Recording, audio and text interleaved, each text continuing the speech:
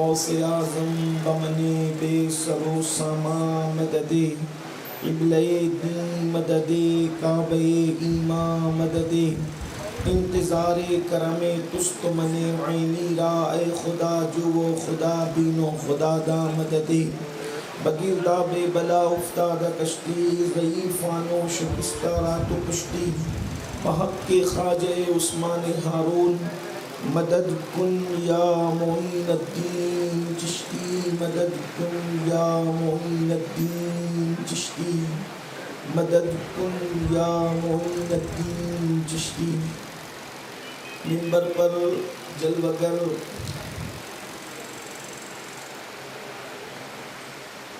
پیر سید احمد باپو قادری جیلانی مدظلہ العالی و جمیع عرش مقام سادات کرام علماء ذوی الاحترام حاضرین محفل السلام علیکم ورحمۃ اللہ وبرکاتہ۔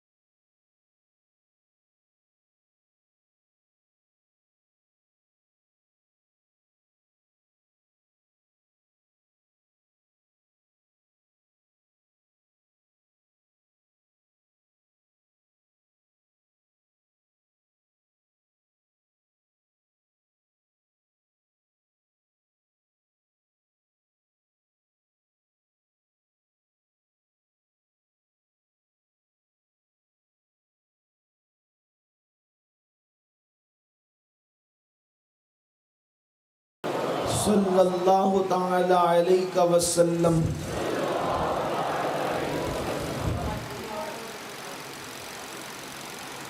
دن لہو میں کھونا تجھے، شب صبح تک سونا تجھے، دن لہو میں کھونا تجھے، شب صبح تک سونا تجھے، شرم نبی خوف خدا یہ بھی نہیں وہ بھی نہیں، رزق خدا کھایا کیا فرمان حق ٹالا کیا، شکر کرم ترس سزا یہ بھی نہیں وہ بھی نہیں، اور ڈر تھا کہ عصیاں کی سزا اب ہوگی یا روز جزا، ڈر تھا کہ عصیاں کی سزا اب ہوگی یا روز جزا، دی ان کی رحمت نے صدا یہ بھی نہیں وہ بھی نہیں۔ آج کی یہ محفل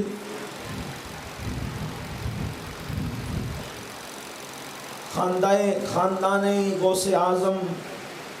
کے عظیم چشم و چراغ سیدی پیر غلام علی باپو قادری جیلانی رحمۃ اللہ تعالی علیہ کے عرس سراپا قدس کے موقع پر انعقاد پذیر ہے، اور مخدوم گرامی قدر سیدی دادا باپو مدظلہ العالی کا پیغام حضرت علامہ حافظ اکبر صاحب ازہری مدظلہ العالی کے ذریعے سے مجھ تک پہنچا عنوان کے حوالے سے، تو میں نے اسی مناسبت سے قرآن مقدس کی آیہ کریمہ کی تلاوت کرنے کا شرف حاصل کیا ہے۔ میرا اللہ اس کے متعلق مجھے حق کہنے اور آپ سب کو حق سن کر اس پر عمل کرنے اور اسے عام کرنے کی توفیق عطا فرمائے۔ مجھے جب سیدی غلام علی باپو رحمۃ اللہ علیہ کے عرس کی دعوت ملی تو میں نے اس خوشی میں دعوت کو قبول کیا تھا کہ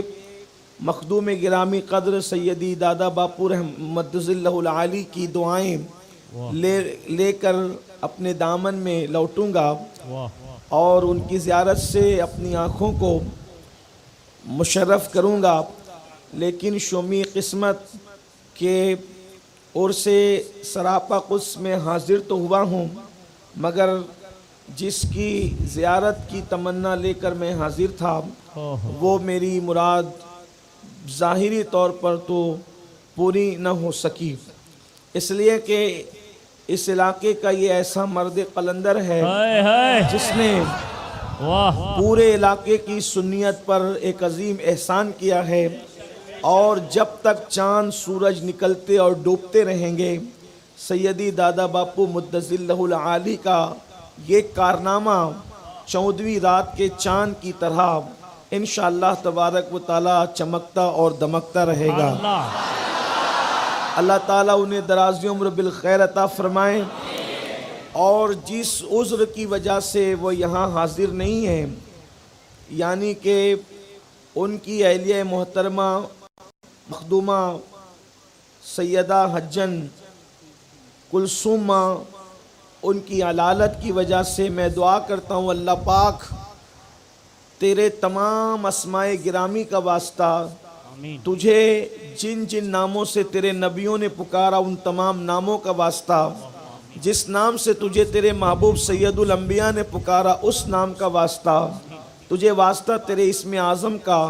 تجھے واسطہ تیرے چہیتوں کا اور پیاروں کا، کلثوم ماں کو شفائے کاملہ و عاجلہ عطا فرما، اور جتنے اہل ایمان بیمار اللہ سب کو شفا نصیب فرما۔ آیہ کریمہ کی تلاوت کی گئی ہے، چونکہ وقت بھی کافی ہوا ہے اور محفل چونکہ محدود، بلکہ جب محفلیں سجتی ہے تو لوگ یہ اعلان کرتے ہیں کہ محفلوں میں آؤ۔ یہ آج کی ایک ایسی محفل تھی جس کے لیے اعلان تھا کہ بھائی باہر کے لوگ اس محفل میں نہ آئیں، لیکن اس کے باوجود بھی بات اتنی ہے، ایک بات مجھے یاد آ گئی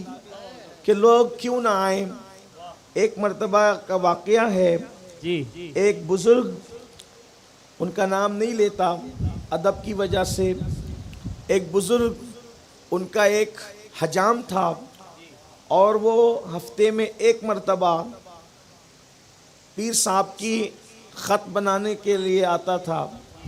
جو مقررہ دن تھا اس دن سے پہلے وہ آ گیا اور اس نے کہا حضرت پیر صاحب خط بنوا لیں۔ اس نے کہا، انہوں نے فرمایا بیٹا کہ وہ حجام بھی حضرت کا مرید تھا کہ جو دن تھا اس سے پہلے تم آ گئے، تو اس نے کہا حضرت بنوانا ہو تو بنوا لیں ورنہ اس ہفتے میں نہیں بنا سکوں گا۔ تو حجام سے فرمایا کیوں نہیں بنا سکے گا؟ تو کہا کہ سیدی مسعود سالار غازی کا عرس ہے، میں وہاں جا رہا ہوں، اور جب میں وہاں جاؤں گا تو اس دن میں یہاں رہوں گا نہیں، اس وجہ سے آپ کو بنانا ہے تو بنوا لیجئے ورنہ پھر میرے آنے تک انتظار کرنا پڑے گا، انتظار کیجئے گا، میں اس دن نہیں آ سکوں گا۔ تو مرید تھا، عقیدت مند تھا، لیکن عرس میں جانے کا اس کا اپنا ایک شوق تھا۔ بہرحال انہوں نے فرمایا ٹھیک ہے، جب تو عرس میں جانا، چونکہ وہ واقعی اللہ والے تھے، جب تو عرس میں جانا تو میری ایک چٹھی تجھے ایک بزرگ نظر آئیں گے، ان کو دے دینا اور پھر وہ کیا جواب دیتے ہیں مجھے آ کر بتانا۔ انہوں نے خط لکھا، چٹھی لکھی، حجام کو دے دی۔ حجام بیچارہ پڑھا لکھا نہیں تھا، اور اگر پڑھا لکھا بھی ہوتا تو وہ آج کے مریدوں کی طرح چٹر نہیں تھا، الا ماشاءاللہ کہ پیر کا خط بھی کھول کر کے دیکھتا اور پڑھتا۔ اس وقت تو ابھی تو پیر صاحب اگر اسٹیج پہ بیٹھ کر کے موبائل دیکھ رہے ہوں تو مرید جھانک کر کے دیکھتا ہے کہ پیر صاحب دیکھ کیا رہے ہیں۔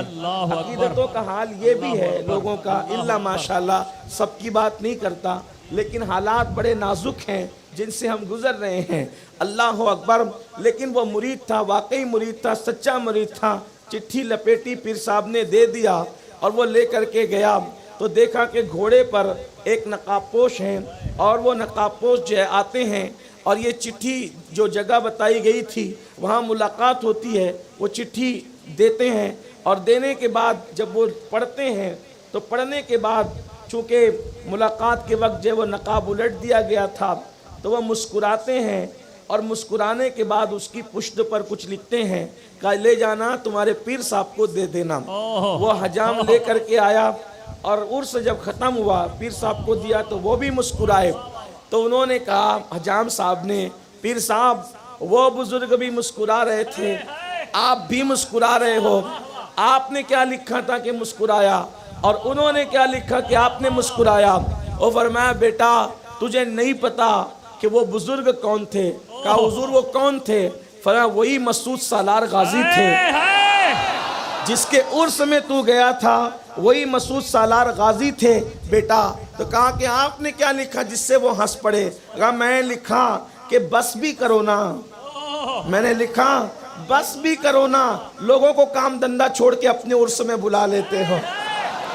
लोगों का काम धंधा छुड़वा कर अपने उर्स में बुला लेते हो, जरा बस भी करो ना। ऐसे हमारे मुरीद भी जो है वो हमारी खिदमत छोड़ करके उर्स